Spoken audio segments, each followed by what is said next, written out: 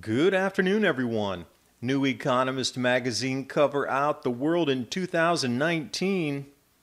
Black cover. Where have I heard about or seen that before? The third seal, the black horse. A quart of wheat and barley for a day's wages. The horsemen of the apocalypse. 12 times higher food prices. The timeline's on par for this event to happen. We already have Egyptian police raiding warehouses because of potato shortages. We're seeing the same thing with Duarte threatening to raid rice traders in the Philippines. Following up on the Moroccan snows, it's not several inches in the first snowfall. That's 2 months early. It's a foot. I'm starting a newsletter here. If you go over to oilseedcrops.org, that's oilseedcrops.org, you can see it right there, bottom right. Newsletter, put your email in there. I'll send you out something weekly about these changes, because when the food shortages do hit, they're going to absolutely stop all communication as much as they can. I'm even starting a ham radio broadcast. And during these uncertain times, I've teamed up with My Patriot Supply long-term food storage, a nice, affordable starter kit, 2-week food supply, 1,500 calories per day, breakfast, lunch, and dinners, plus the 4-gallon storage containers included in that. This is a good first step in getting more self-sufficient. And if you click through the Prepare with Adapt 2030 page in My Patriot Supply, you can get this starter kit for $75. Please remember there's a limit of 2 per household in this special offer.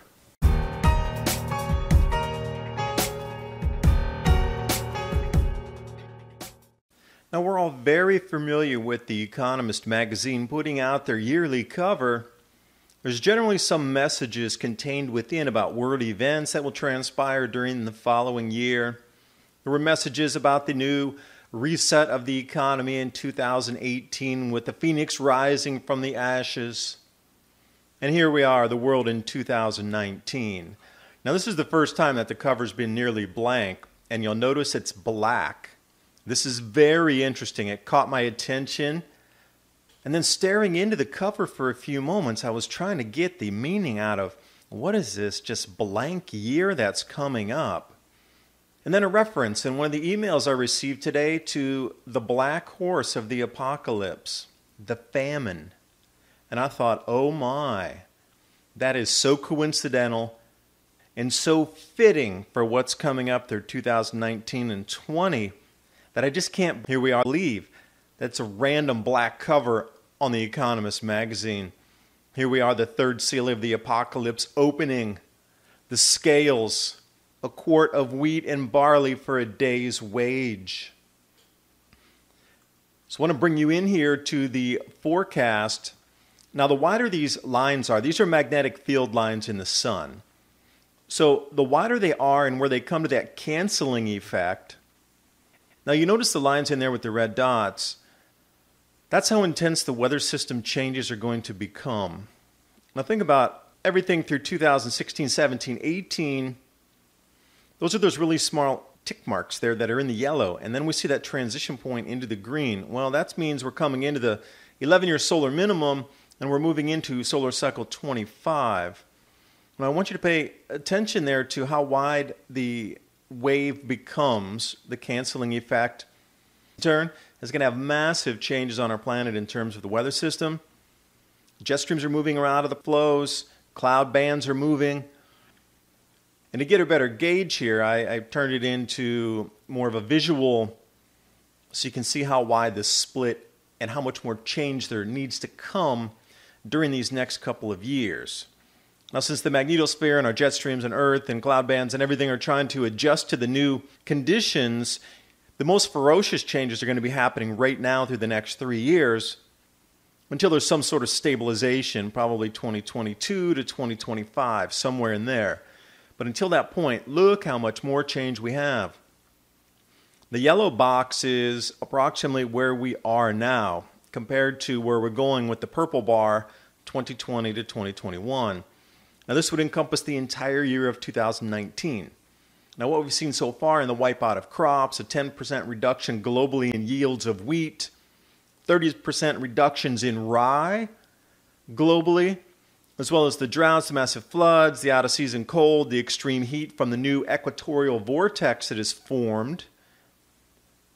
We're starting to see these massive changes. This matches right up with what would be considered global food shortages, not enough crops being grown, and then panic situation, panic buying, people not knowing what's going to happen next or next season or next grow season. And we're going to get into this feedback loop.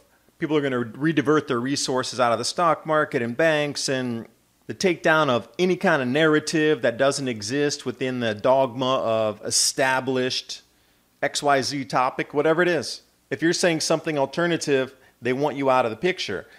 See, as this moves forward, with the decline in solar activity, so does the food production on the planet. That's a known fact. Your best hope for looking into a crystal ball, look at the ball for the future, is nothing more than looking in a history book into the past. I encourage you to look at the Maunder Minimum in the 1600s. We're pretty much going to mimic and repeat something like this. But when the Economist Magazine has a totally black cover and we're talking about the black horse, it kind of fits for exactly this, a reset button for society, economically, spiritually, mentally, population migration, and just all types of things that you didn't think possible are going to occur in these next few years. Now back to the black horse of the famine, suggesting that food prices are about 12 times higher. Now we know during the Maunder Minimum, food prices were 4 times higher when they had bad harvest years. This will also come into inflation in food prices, and as you spend more on food, the greater economy is going to definitely contract, because if you're spending all your money on food, you're not spending on movies, new electronic appliances, travel, etc. So there's going to be a shift in economy anyway. Regardless, even if there's enough food, it's still going to get way more expensive. It's going to be harder to afford, and the economy's shifting. That's at the bare minimum of what's occurring. Now, what's also so interesting is here, they talk about a quart of wheat for a denarius. Well, this is an amount of silver in weight compared to the weight of the grains of the wheat. Barley as well. Now, here's the interesting part. It says, do not harm the oil and the wine. Now, this is typically, as it's stated here, symbols of prosperity, plenty, wealth, abundance. But they're going to have these pockets in the midst of the famine. Various places. Now that made me think right away, because what's happening in Egypt at the moment is this is one of those places, warehouses. It's just like through the Middle East. You do not poison a well regardless of how vile your enemy is. Because at some point in the future, you're going to need that water again. It might be 100 years or 200 years later, but if you've poisoned the well, then entire generations are not going to be able to rebuild because the water's not going to be usable. This is just common sense here. Same thing. Don't burn down the warehouses. Don't raid the warehouses. That's the last stockpile there is. So the Egyptian police are there to combat potato shortages. Now, due to the lower yields and also the potato sizes have shrunk due to inclement weather across the planet, these prices have risen out and beyond the reach of many people in Egypt. So what the traders are doing are holding on to some of the stock. They want more money for it, obviously, because it's in a consumer economy. If you're willing to pay more, I'll sell it to you at a higher price because I have it. And if you can't get it, you're going to pay more to get it. So the police are in there to raid that. And what they're doing is they're forcing them to take a lower price than they can actually sell it for at the moment or go to jail. Now, the raids have showcased the lengths at which these authorities are willing to go to prevent popular discontent from boiling over, meaning street riots because of food prices. If it's already happening, you know there's a problem. Again, it's going to start in the lesser developed economies first. We're going to see the same thing in the United States, Canada, but right now it's in places like Egypt and the Philippines. Here we are, Duarte warns of raids on rice warehouses. Reason? The exact same thing. He warned rice traders that he would not hesitate to order military and police to raid the warehouses to address any rice shortages. Now, they're always going to blame the traders for these shortages. Oh, you're withholding something. Oh, you're charging too much money. Oh, the people can't afford it. But it's nature. Those people are the middle of the transaction road, if you will, from the farm gate up to the warehouse to the final distribution point. It might be a supermarket, it might be a fresh market, but they're standing in the middle, and nature dictates how much they get to hold. Article continues, if I see something amiss, I will not hesitate to exercise the powers of the president and will ask the military and police to raid the warehouse and subject you to just compensation, meaning they're going to force them to sell at a lower price, just like what happened in Egypt and continues to happen. And this is what I think where it comes in. Do not harm the oil and the wine.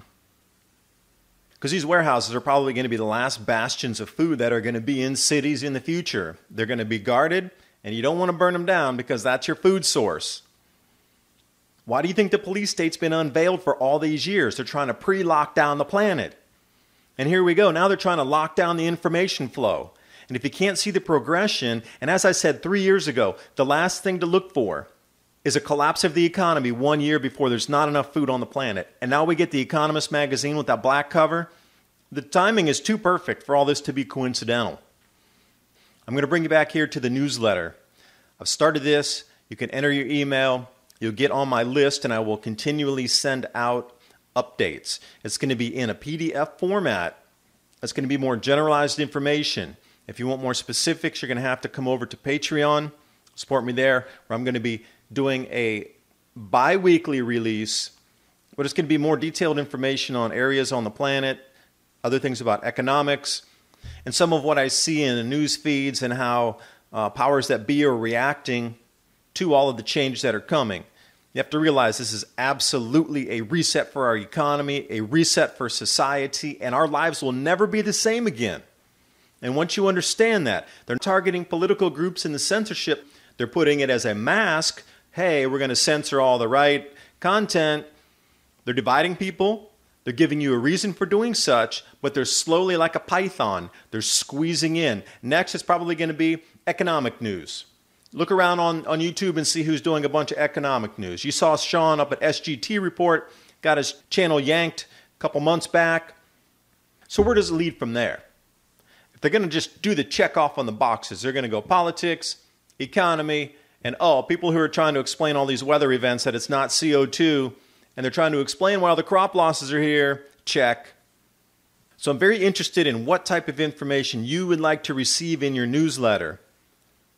This is no joke. Once these information lines go down, you know time is up, and they're absolutely going to control every bit of information.